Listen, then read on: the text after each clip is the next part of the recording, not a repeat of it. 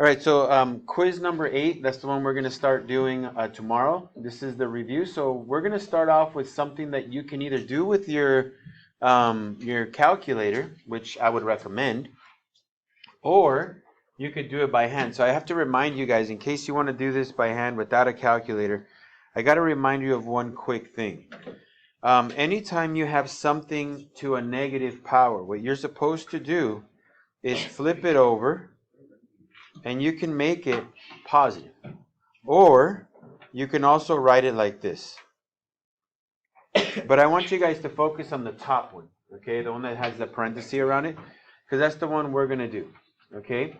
And then once we have that, we'll try to break it down a little bit more with some other properties that we should already know as well. But this is an older property that you guys should already know, but just revisiting. So if you have a graphing calculator, then you can punch this into your calculator, you'll get a quarter, okay? The answer to this will be a fraction, 1/4. But if you don't, then this is what you're supposed to do. I see a negative power, so what I'm going to do is flip the number 16. It becomes 1/16 to the 1/2.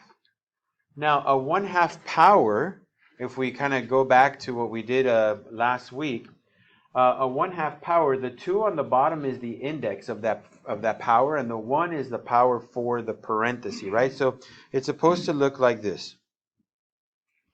So square root of 1/16 to the first. But remember, that parenthesis to the first power doesn't really matter. So I basically have the square root of 1/16.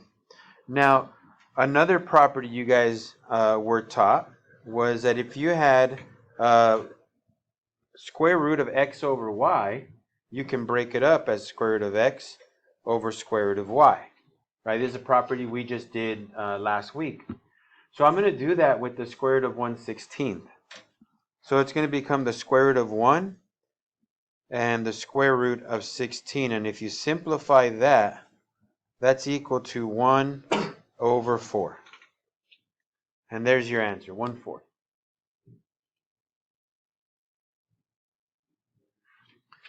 Now, all of this is a waste of time if you have a calculator. Because on a calculator, you would just type in 16 to the power of -1/2, hit enter, it should give you 1/4. And it's okay if you do that on the test. I'm not complaining about it. I'm not going to say that's wrong. It'd be good if you did it by hand because, it's good practice to do stuff mentally and stuff, but it's okay. Calculators are made to make easy work easy, right? So don't feel bad if you just put in an answer because you have a calculator that can do it. So that's the first one. Again, these two things over here, these are just two properties that you're supposed to know, okay? So I'll kind of do that as I go through. Any properties that we're going to use, I'll write them down. Any questions on this one? Again, this is all calculator based. So this one is also calculator based right here. Okay, 8 to the 2/3. Just type in 8 to the 2/3 and you're done. Okay, hit equals. It's going to give you your answer. Your answer will be a 4 for this one. But if you don't have a calculator, let me just remind you of how you do this. Okay, remember, the property looks like this.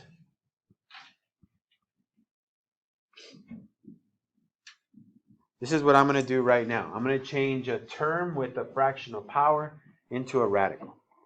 Okay? Again, you have a calculator. You don't have to worry about doing this. But like I said, I'm just going to do it by hand because just so you can see, it can be done without one. So 8 to the 2/3, that's the cubed root of 8 squared. What's the cubed root of 8? 2. And 2 squared is 4. And you're done. It doesn't take long to do these things. It's just, it's faster with the calculator, so feel free. But it doesn't take that long. Now, example 3, the one we're going to do next, has letters in it. And remember, the letters are the ones where you can't really just type it in. Unless you have one of the more expensive calculators, in which case then you can just type it in. But for the most case, most of you guys own probably like anywhere from the $10 to $20 range if you have one. The ones I let you borrow are the same, about 19 bucks. So it cannot do this. It can do a little bit of that, but it can't do all of that. So Notice how we have a product, 25 times y squared, right? Two things multiplied, that's a product, raised to a power. Now there was a property that I showed you guys that said if you have a product in a parenthesis raised to the power, you can give the power to each piece inside of that parenthesis. So that's the first thing I'm going to do right now. Okay, I'm going to write out 25 to the 3 halves, y squared to the 3 halves. Okay, so here we go. This is equal to 25 to the 3 halves, y squared to the 3 halves. Let me fix this right here. Now the 25 to the 3 halves you can put right into your calculator. It's going to give you 125. Okay, because that basically means the square root of 25 and then cube it. So square root of 25 is 5. 5 cubed is 125. So this part right here, 125, no big deal. Just put that into your calculator. The y squared to the 3 halves power, there's another property you're supposed to know that says if you have x to the n raised to the m, so if you have a power raised to a power, what you do is you take its product. You're going to multiply it. Okay, so let me multiply 2 times 3 halves. Okay, so 2 times 3 halves. Remember, you're going to want to divide first. 2 divided by 2, that's 1. And then 1 times 3, that's equal to 3. Right? Same as canceling. So this is y to the 3rd. And there's your answer. Now, someone asked me in first period, they said, what if I wanted just to do it all using the first definition you gave us, the one from example 2, that one right there? What if I converted it to that? So I'm going to show you what she meant, and then so I'm going to put it right here, okay?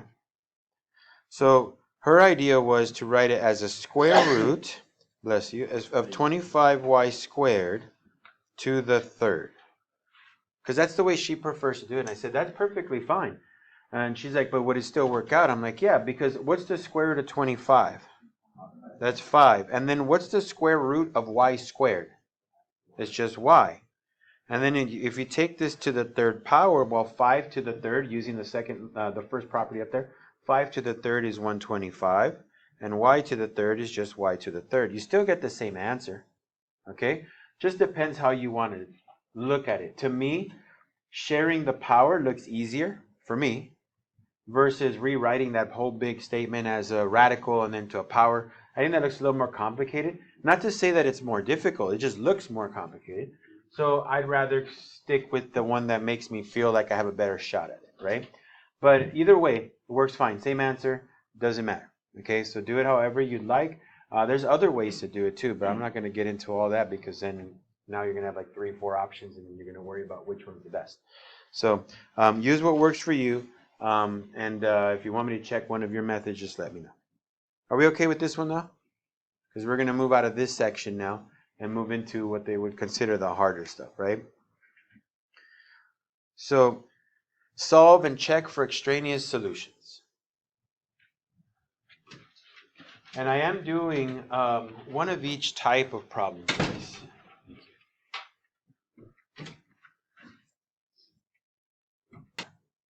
Right, sorry about that.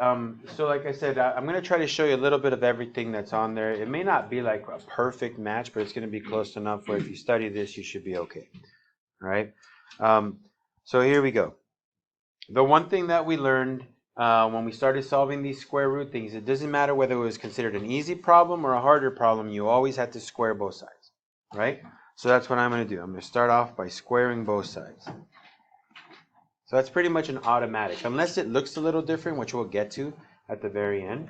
We might have to fix a couple things, but we still have to square both sides eventually. So on the left side, I just get x minus 3, and on the right side, I just get a 1. If I add 3 to the right side, I get x equals to 4. I'm done, okay?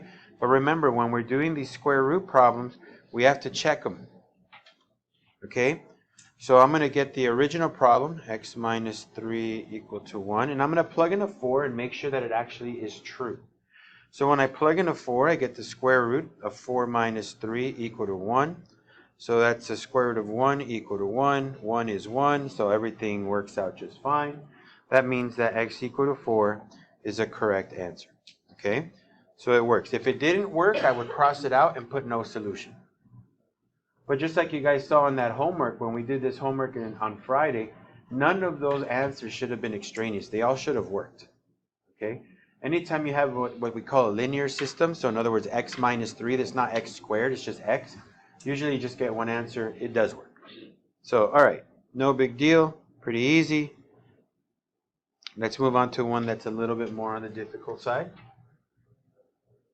So we have v equal to the square root of 20 minus v. The reason why this one gets a little bit more difficult is because when I square both sides, I end up with a variable squared, right? V squared. And whenever you end up with a squared term, that makes it a quadratic, which means that it has two answers. And when it has two answers, you got to check both, right? Sometimes both work, sometimes both don't, sometimes only one works. So it requires me to factor, so that usually adds to this problem, okay? So here we go. Same thing, square both sides. Okay, I'm not doing anything different, just squaring both sides. V squared is equal to 20 minus v.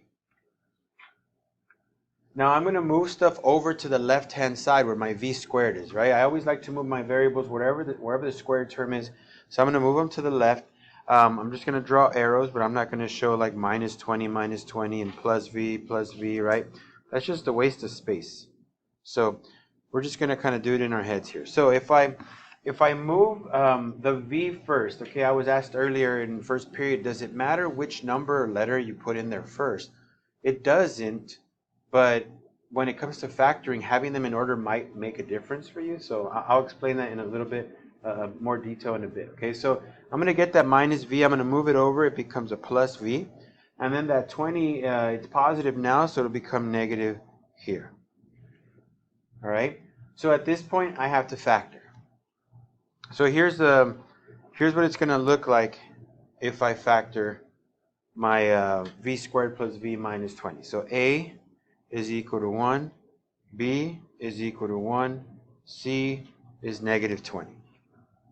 So 1 times negative 20, that's a times c, that's negative 20. And then my b term is a 1. So what two numbers? A 5 and a negative 4, so positive 5, negative 4. I have to divide by 1, which doesn't make anything different, so I don't have to worry about it. So it's going to be v plus 5, v minus 4. So let me put that on my left side where I'm doing all my actual work, the work that matters in a sense. And then I'm going to solve both. So each piece, I'm going to set it equal to 0. So I get v equals negative 5, v equals positive 4. So at this point, I'm done, but I need to check. Got to check my work. By the way, check step can be done in your head. You don't have to show me if you don't want to. If you're able to get it done in your head, that's fine. I'll know whether or not you did it right, because if you left all the answers there and they were either all supposed to go away or only one, I'll know that your check step went wrong. Right?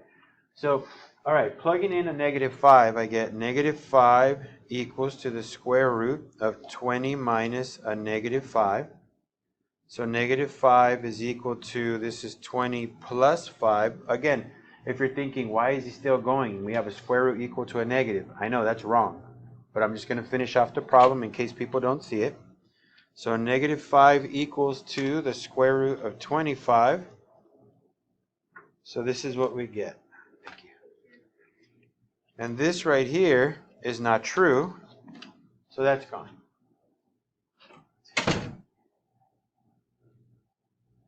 So now we're going to plug in a 4. So 4 equals to the square root of 20 minus 4. Well, 4 is equal to the square root of 16, and the square root of 16 is 4, so that checks out. So v equal to 4 is my only solution. Remember, these are considered more difficult because we have to factor. Factoring is not supposed to be difficult though, right?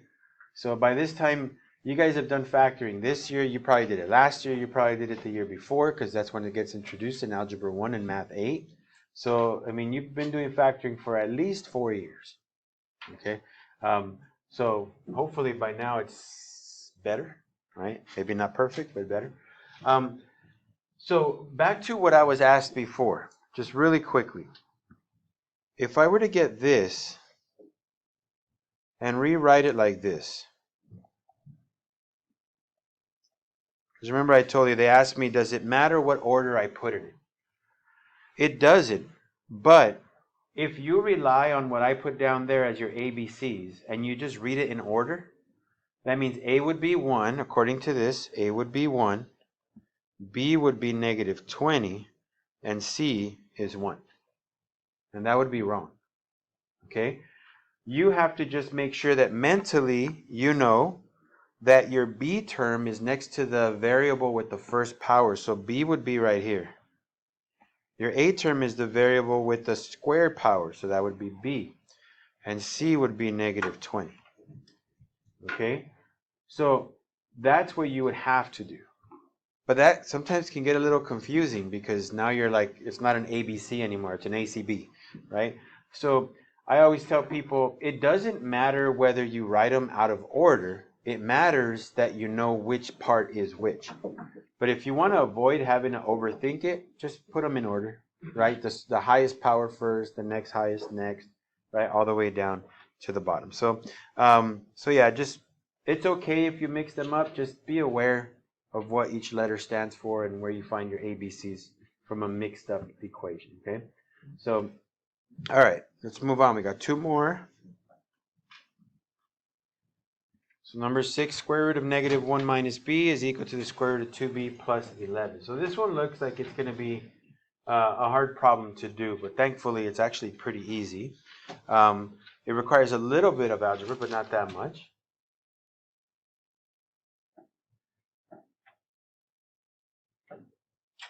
So the reason why I say that this one's kind of easy is because, again, if I square both sides,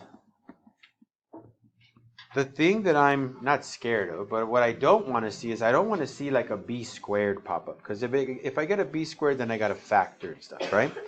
But when I get rid of these square roots, all I have is negative 1 minus b equal to 2b plus 11. There's no squared terms, okay? Which means that all I'm going to do is find one answer.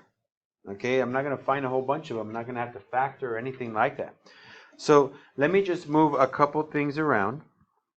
I'm going to get this negative b and move it over to the 2b. So this is negative 1 equal to, now when that negative b moves over, it becomes addition. So 2b plus b, that's 3b. And now I'm going to get that 11 and throw that over to the other side. So instead of a positive 11, it becomes a negative 11. So negative 1 minus 11 is negative 12 equal to 3b. So what's b equal to here? A negative 4, right? So I just got to test it and make sure it works. If it does, great. If it doesn't, then I write no solution. So let's see. So like I said, this one looks scarier than it is. It's just made to look bad, but it's not really a hard problem to do. So let me go ahead and plug in a negative 4. So square root of negative 1 minus negative 4 equals to square root of 2 times negative 4 plus 11. So negative 1 minus a negative 4, that becomes negative 1 plus 4. And then this is a negative 8 plus 11. They both end up as the square root of 3. So that's true. That means that this is a correct answer. Remember I told you guys, just because your answer is negative doesn't mean it's not going to work. I mean, here's an example, right? Negative answer, it worked just fine. So don't automatically just say, oh, that's a negative, not working. Let me try the other one. Remember, just because it's positive doesn't mean it has to work. That's why we got to check.